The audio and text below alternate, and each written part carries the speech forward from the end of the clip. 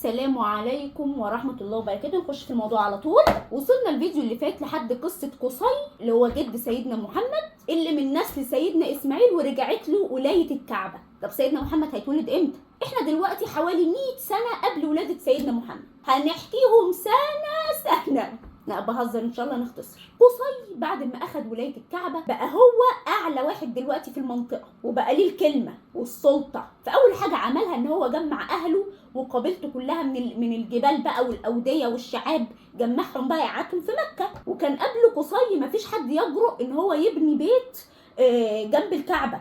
هو عمل ده، جاب اهله بنوا بيوت بقى جنب الكعبه، وهو كان البيت بتاعه الباب بيبص على الكعبه كده. هو عارف ان الناس كلها بتقدس الكعبة، فاكيد هيقدروا ويحترموا سكان الكعبة اللي ساكنين في رحابها وهيبقى ليهم مكانة. وفعلا عمل ده. البيت بتاعه بقى اللي الباب بتاعه بيطل على الكعبة ده سماه دار الندوة. ما كانش بيحصل حاجة غير لازم يرجعوا له، في اجتماعات، مؤتمرات، تجهيزات للحروب، القوافل التجارية بتطلع من الدار الندوة وترجع عليها، واحدة تتخطب، واحد يتجوز، مفيش حاجة تحصل غير بأمره في دار الندوة. بقى ليه الكلمة الأولى والأخيرة، بقى ملك، الناس بترجع له في كل حاجة. وكان في إيده السقاية والحجابة والرفادة واللواء. اللي أنا قلته دلوقتي ده هنشرحه مع بعض. قصي فرض على قريش كلها إن هو هيجمع منهم فلوس كل موسم حج علشان يضيفوا بيه زوار بيت الله. وقال لهم إيه؟ قال لقريش: إنكم جيران الله وأهل بيته، انتوا اللي عايشين هنا، وأهل الحرم، وإن الحاج اللي بيجي يحج ضيف الله وزوار بيته، وهم أحق الضيف بالكرامة، فاجمعوا لهم طعاما وشرابا أيام الحج حتى يصدروا عنكم، يعني لحد ما يمشوا. الأكل ده هو ده الرفادة، السقاية اللي هي بقى المية، والرفادة اللي هو الأكل، الحجابة اللي هي الأمور المتعلقة بالكعبة وخدمتها، واللواء ده من اسمها اللي هو إيه؟ لواء الحرب، يعني مفيش حرب تقوم أو ما شابه إلا لازم بأمر قصي أو أحد من أولاده. والحلو بقى ان قصي هو اول واحد بدأ موضوع ان توزيع الضيافة، الاكل والشرب على حجاج بيت الله. انا لسه رايحة عمرة من قريب، كانت اول عمرة في حياتي يعني، وكانت عمرة كمان مش حج. وكان في ساحة الحرم تلاقي طول الوقت بيوزعوا اكل، والناس واقفة طوابير وبياخدوا اكل ببلاش، بيوزعوا ضيافة. يعني الموضوع ده قصي اللي بدأ اشوفه من قبل ما سيدنا محمد، ولسه مستمر لحد النهارده بيحصل. نرجع لقصتنا الجميله. قصي عنده ولاد كتير، حلو، في منهم ولدين مهمين. عبد مناف ده طبعا مهم، ليه؟ لان ده جد سيدنا محمد، هو اسمه محمد ابن عبد الله ابن عبد المطلب ابن هاشم ابن عبد مناف ابن قصي، يبقى عبد مناف ده مهم. وفي واحد تاني اسمه عبد الدار. طب ده مهم ليه؟ عشان ليه قصه هنحكيها. قصي لا اولاده كلهم بيكبروا في المكانه وبيبقى لهم شأن ووضع وسط قريش، الا ابن واحد اللي هو عبد الدار، رغم ان هو اكبرهم ومع ذلك ما نالش بنفس المنصب والمكانه والفلوس والحاجات دي. فقصي قرر يعوضه، هو لسه عايش، وقام مولي عبد الدار الامر كله، السقايه بالرفاده باللواء بكل، بقى هو ماسك كل حاجه. حلو. طب ايه كان رد فعل اخواته؟ ما اعترضوش الحمد لله، لان هم كل واحد معاه اللي مكفيه، يعني شرف ومكانه وفلوس، مش محتاج ايه السقايه والرفاده والكلام ده، غير ان ده امر باباهم فكان لازم يحترموه. وظل الوضع كما هو عليه لحد ما قصي مات. الاب مات واولاده ماتوا، اللي هو عبد الدار وعبد مناف. شوفوا بنجري في الاحداث ازاي. نقف هنا بقى شويه. ولاد عبد الدار وولاد عبد مناف اللي هو جد سيدنا محمد اتخانقوا.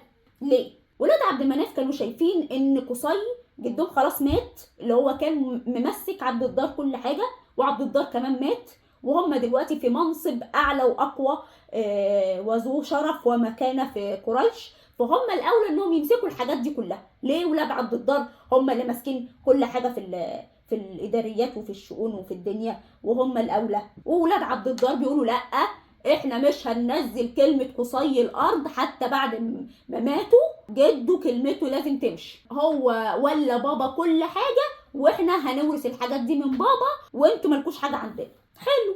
وانقسمت قريش، اللي مؤيد عبد مناف واللي مؤيد عبد الدار، ولادهم يعني، اللي مؤيد لبني عبد مناف واللي مؤيد لبني عبد الدار. وهنا يظهر حلفين من اشهر احلاف السيره النبويه. اللي مؤيدين لبني عبد مناف بقوا يروحوا يحطوا ايديهم في الطيب، العطر يعني او مسك او ايا كان، ده طيب يعني، ويروحوا يحطوا يعني يمسحوه على الكعبه كمعاهده منهم ان هم ايه مع عبد مناف، وان هم هيأيدوه لحد ما ترجع له هو الولايه وكل حاجه. فتسموا حلف المطيبين. واللي مع عبد الدار راحوا عند الكعبه، اتجمعوا وحطوا ايديهم في ايدين بعض وتحالفوا على انهم ما يسيبوش الولايه والحاجات تروح لعبد مناف. فاهمين؟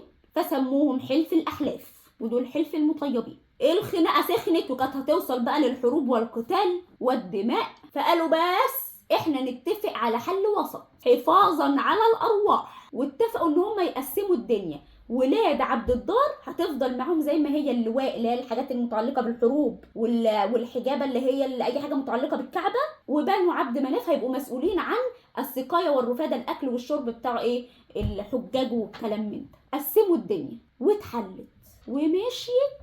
ننتقل بقى لأحوال قريش مع ربنا. حالهم ايه دلوقتي؟ بيعبدوا ايه؟ بينيلوا ايه؟ رغم ان اللي ماسكين الولاية دلوقتي من سلالة سيدنا اسماعيل اللي هم احفاد قصي، الا ان بتعاقب الاجيال الدين واساسيات الدين بدأت تتنسي وتطلع خزعبلات جديده هنقولها مع بعض دلوقتي. مع العلم ان احنا قلنا الفيديو اللي فات على الله يحرقه عمرو ابن لحي ده لما جاب فكره الاصنام من الشام، عجبوا موضوع الاصنام وجابها، فبداوا يعبدوا الايه الاصنام. وعشان عمرو كان سيد فقال لهم اعبدوا ده، فكله مشي وراه لعده اسباب، من اهمها ان هو جاب فكره الاصنام دي من بلاد الشام اللي هي اكتر مكان نزل فيه انبياء ورسل، فقال لك يبقى حاجه يبقى ده في السليم. واحنا لسه على مله سيدنا ابراهيم عادي جدا. والتماثيل دي تماثيل لملائكه وصالحين بنتقرب بيهم الى الله لان هم اقرب لربنا مننا. ده غير ان عمرو الله يحرقه كان انسان يبدو عليه الصلاح والتقوى والورع، وافعاله كلها توحي بالتدين، وقد ايه هو انسان محبوب بين الناس. وده يعلمنا ان احنا ما ناخدش بالمظاهر، ياما تحت السواهي دواهي. فالموضوع كان بدأ ان احنا بنتقرب لربنا بالاصنام دي. طب الاصنام دي شريكة ربنا في الملك، ربنا بعتها لنا نعبدها معاه، بس ربنا هو سيد الاصنام دي. الموضوع بدأ يتطور لحد ما بقى ربنا والاصنام زي بعض، واتطور اكتر لما بقت الاصنام عندهم اهم من ربنا.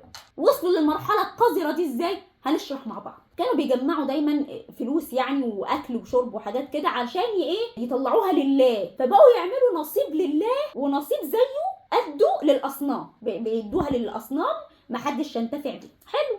لا مش حلو. مما زرع يعني من الفلوس والزرع والحيوانات والحاجات اللي ربنا اصلا رزقهم بيها، خصصوا له جزء يطلع ليه وجزء قده يطلع للاصنام. فقالوا هذا لله بزعمهم، يعني معتقدين ان هم كده يطلعوا نصيب ربنا، كده هم عملوا اللي عليهم يعني. وده كان الاتفاق المعلن ان هنعمل نصيب ربنا قدوا نصيب الاصنام. ولكن في الحقيقه ان ده ما كانش بيحصل. مع زياده التخلف بقوا ياخدوا من نصيب ربنا يحطوه في نصيب الاصنام. شوفوا بقى ازاي. يعني لو كانوا لقوا ان مثلا الحيوانات او الاكل والزرع والحاجات دي اللي طالعه نصيب ربنا جودتها حلوه كده، ياخدوا منها يحطوها للاصنام. لو حصل حاجه مثلا قللت المحاصيل بتاعه النصيب اللي طالع لربنا، ما خلاص، لكن نصيب الاصنام لازم يوصل كامل. بالعكس لو نصيب الاصنام قل ياخدوا من نصيب ربنا يحطوه للاصنام، بحجه ايه بقى؟ ان ربنا قادر يحمي اللي طالع ليه، لكن الاصنام غلابه حبايبي ما يقدروش يحموا حاجتهم، فلازم نوصل لهم حاجتهم كامله مكمله بجوده عاليه. يعني انتوا عارفين ان ربنا قادر. شوف ربنا لما يسلط عليك دماغك، اعوذ بالله، يعني مش بس اخترعوا موضوع غريب وجديد ومحدش من الانبياء قالوا ان انت خلي جزء لربنا وجزء للاصنام من الزكاه وكده، لا ده انتوا كمان ما عدلتوش في التقسيمه وبتاخدوا من نصيب ربنا. ده ايه الغباوه دي؟ على كده يا ريت عجبتهم فكره انهم يخترعوا حاجات جديده في الدين. ما هو كان لازم يوصلوا في التخلف والغباوه لاقصى مرحله عشان بقى ينزل سيدنا محمد. فاهمين الفكره؟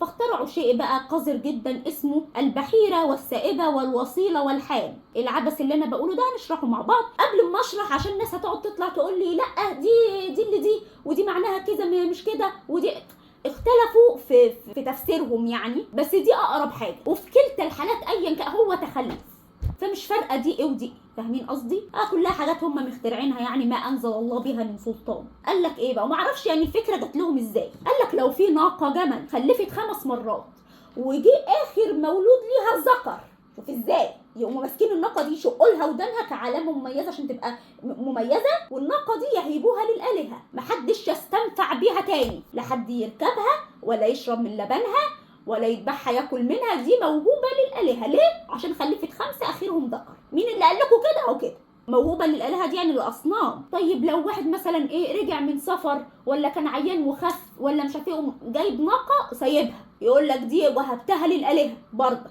لا حد يشرب منها ولا ياكل ولا يستنفع منها بحاجه، فسموها السائبه، متسابه كده في ارض الله. فاهمين؟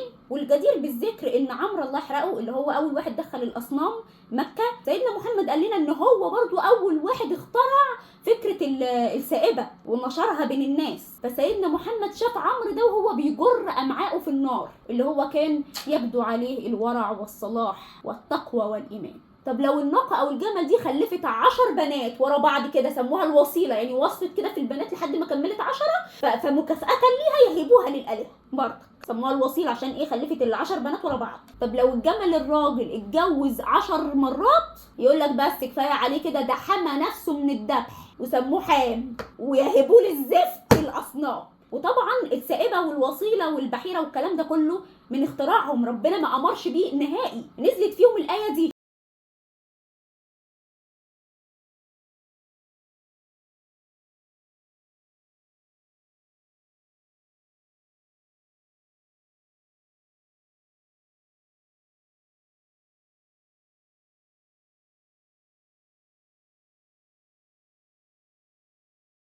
الآية دي في سورة المائدة، اللي في نفس السورة دي ربنا أحل فيها الأنعام إن إحنا ناكلها ونستنفع منها وبجلدها وبلبنها ونركبها ونستخدمها، وحرم أكل حاجات معينة زي الميتة والدم ولحم الخنزير. ليه أنت بقى تيجي تحرم حاجة ربنا أحلها لك؟ ومع تعاقب الأجيال الجديدة بدأوا يصدقوا إن دي حاجة ربنا فرضها عليهم. بنوصل بقى مع بعض دلوقتي لمراحل متقدمة من الجهل، فكل ما هتغمق قوي اعرف إن الفرج جاي، قرب الفرج اللي هو سيدنا محمد. ألقاكم الفيديو القادم.